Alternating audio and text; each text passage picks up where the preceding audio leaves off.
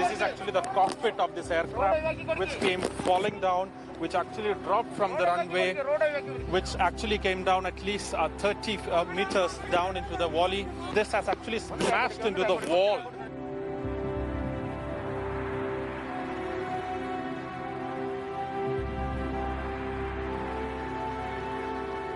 If the side windshield is considered, it is quite intact, but the center one is completely broken. This is a 3-layer windshield. The center part of the windshield is completely broken.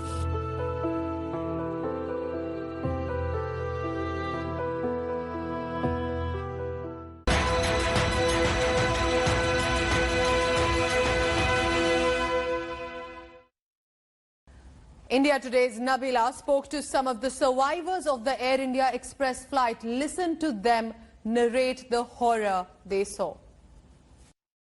The crash that happened at the Calicut airport has indeed sent shockwaves across the country. Families are still grappling with the crisis, many of them with broken bones. Many of them, of course, who've lost their lives. I have with me two of the survivors, Eugene Yusuf joining us along with Shafiq K. Shafiq, I'll start with you. You seem to have been injured, minor injuries. Thankfully, you've escaped. What really happened, if you can take us through the ordeal?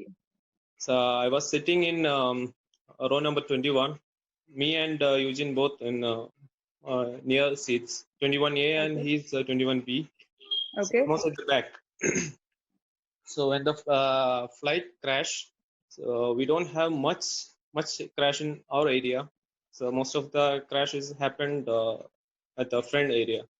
So I don't know what happened. My head was hit somewhere, or the top panels were hit on my head. I don't know what happened. Okay. So this is what had happened to my eyebrow. It's wounded. I have I think four stitches. I think that's all. It's a minor injury. No issues. Well, you're taking this brave. You're quite brave the way you're responding to what really happened, because I know families who are devastated. Of course, those who've lost their lives aside, there are also several of them who've broken their arms, broken their legs.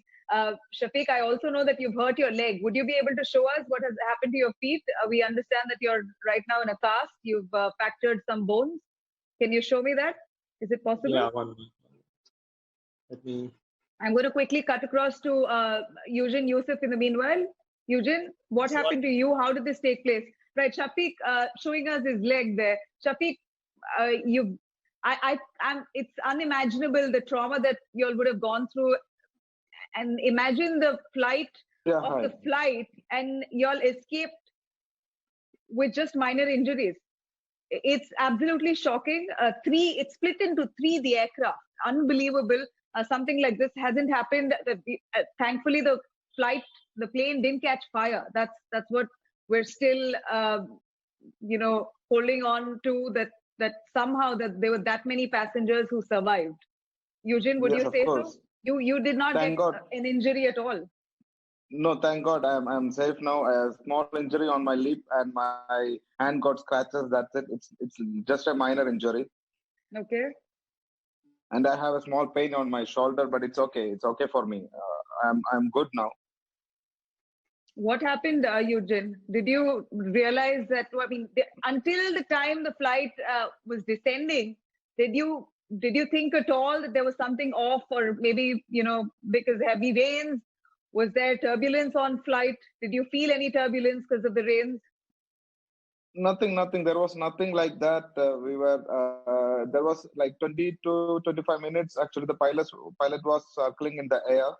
So we thought most of the time, if there is a weather problem or any problem, the pilot will circle in the air to get the runway clear. So we thought it will be the same situation. So once it got landed, after like 15 to 20 minutes before crashing, we got a small message from the pilot that it's Calicut. He was just saying Calicut land. He was not completing the word, actually. He was not completing the sentence. He was just saying Calicut landing. He was supposed to say landing, but he was saying, just cut the message by saying Calicut land. And it was the last message we got from the pilot. Okay. And that was basically the message got... It all happened. Yeah. Go on. it all happens in a fraction of a second, I would say, because once it got landed, me and Shafiq, we were happy. Like I told Shafiq that thank God it landed. But the happiness, doesn't last for a long time, just for a few seconds. Once it got landed within seconds, it got crushed.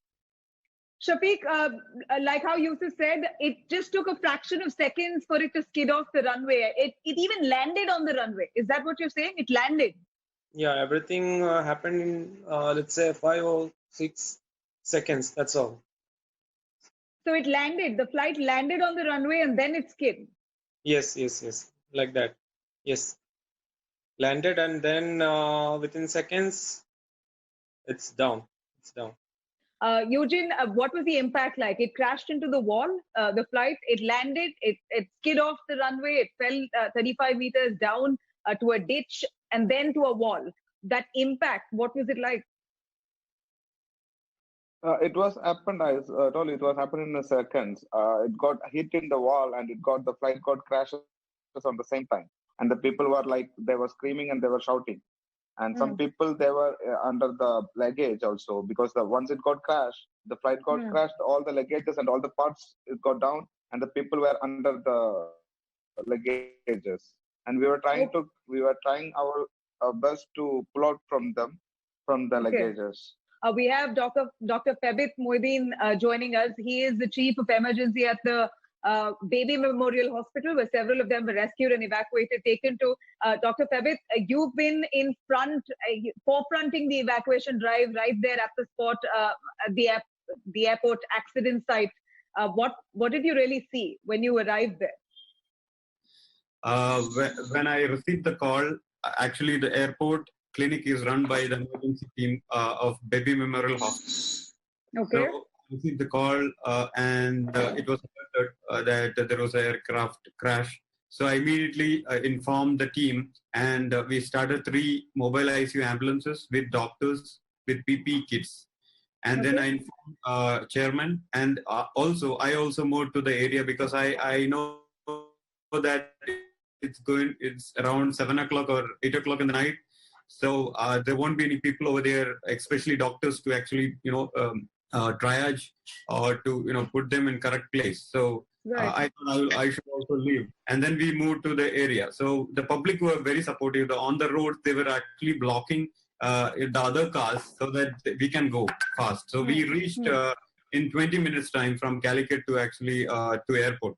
So when we reached there, problem, I was thinking in my head that it should be a crash, a small crash, and there should not be any fire.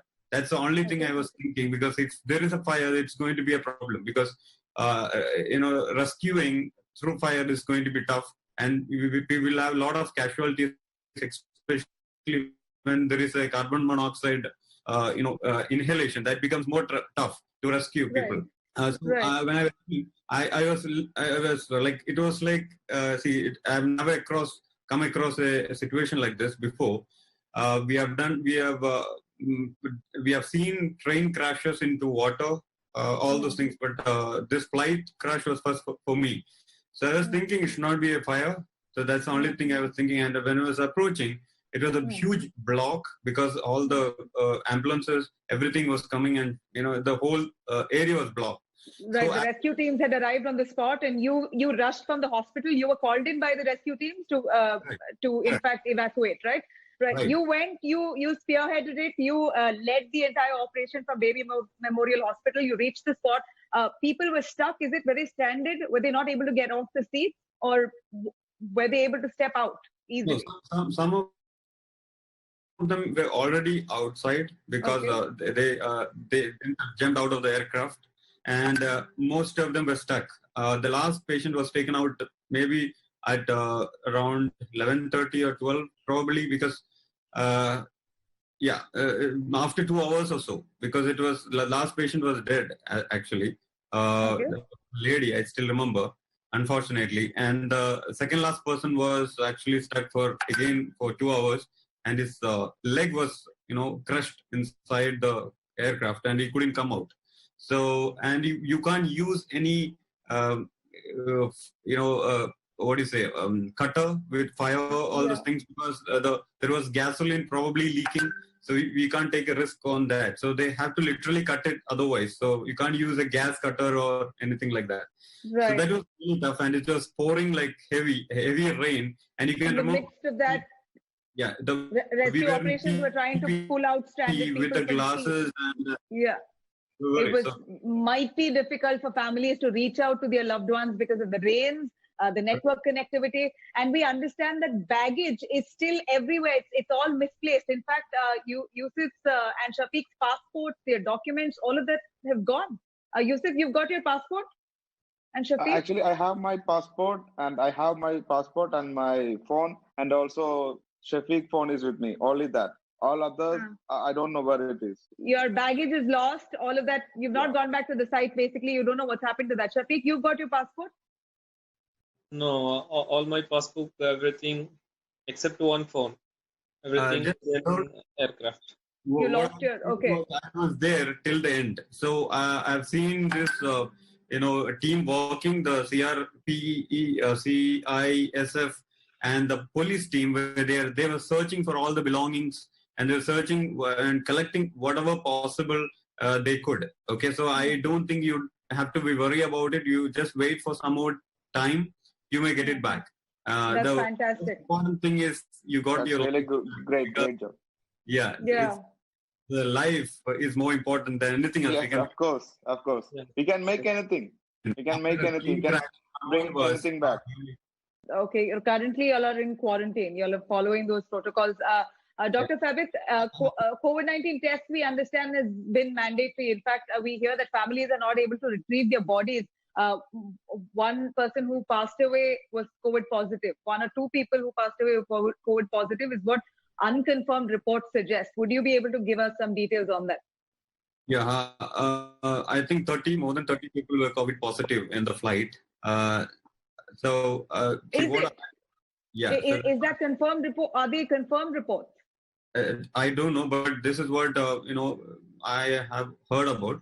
I don't know, is it confirmed or something? It is 30, I guess, were confirmed positive cases. Okay, they checked them once they got to the hospitals? Yeah, so in Baby Memorial, we did test, everybody was negative. But some of the hospital, they got it positive. So I heard it is 30 number. I don't know the reality, but I think it is. So according to you, 30 people have tested positive of COVID-19 post the plane crash. Correct. Yeah. So what I have suggestion is more than the scenario what we are going to face now is I'm worried about COVID, because see, we had almost 200 to 300 people rescuing these people. There are a lot of public over there. So many people were involved in rescuing, and I don't think everybody was on PP. Full protection. When you're rescuing somebody, when you're holding them close, it's important that you should wear an N95 mask, because so we have to be in proper PP. Otherwise, it's going to give to another person. So I only have a request. The request for the public is, please be in quarantine. In the sense, please do not go out and spread this. If you are involved in this,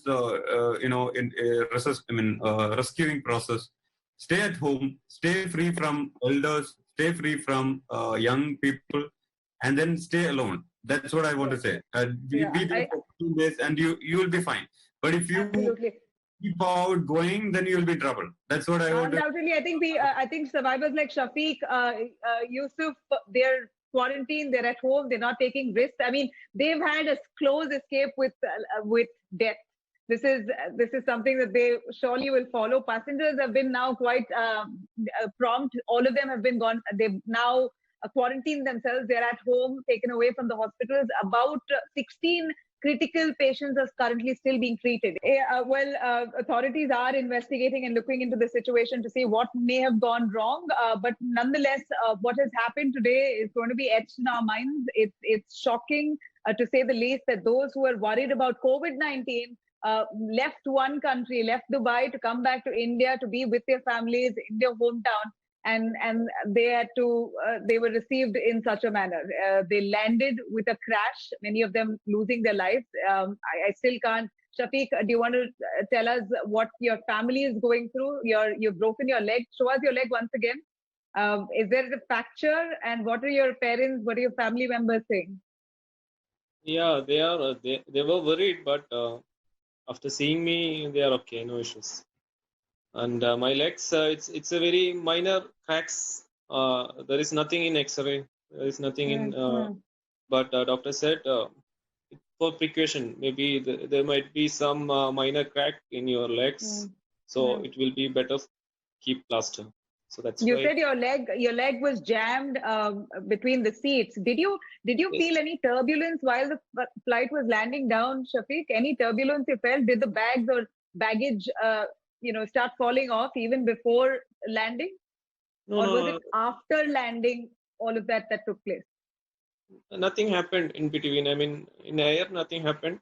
After touching the runway, there was normal turbulence, like a shake of aircraft. That's all. Nothing else. And you saw it was raining heavily. Kerala has been receiving heavy rains, even that last night. Yeah. Yes. Yeah. I think there was red alert in. Yeah. So you knew it was. You could see the rains while you were landing. You were relieved that you're just about back home, and just when it landed, it skid off. That's what happened. You heard screams. You heard worried people. Did you look around, Shafiq, at that time? Yeah, but I have seen someone in the aircraft only. But after that, once I got out, I was shifted to hospital. So everybody was worried. Everybody was worried. Dr. Thabit, thank you very much for joining us with all those details. And Shafiq, I'm really grateful. I'm sure you are too, that you, Yusuf, and many of them survived. Most of them are now home. A few of them are critical. And those who've lost their lives, may they rest in peace. We're only hoping that the situation doesn't arise. Airport authorities have got to take stock of such situations, ensure that airport runways are safe for landing henceforth. These are issues and events that need to be taken into cognizance, need to be noted right, so we don't repeat the same mistakes. And that's a wrap on this bulletin. Hi everyone, Preeti Chaudhary here. Hope you like this video. For latest news and analysis, like and subscribe to the India Today YouTube channel. And don't forget to press the bell icon to stay updated. Thank you for watching.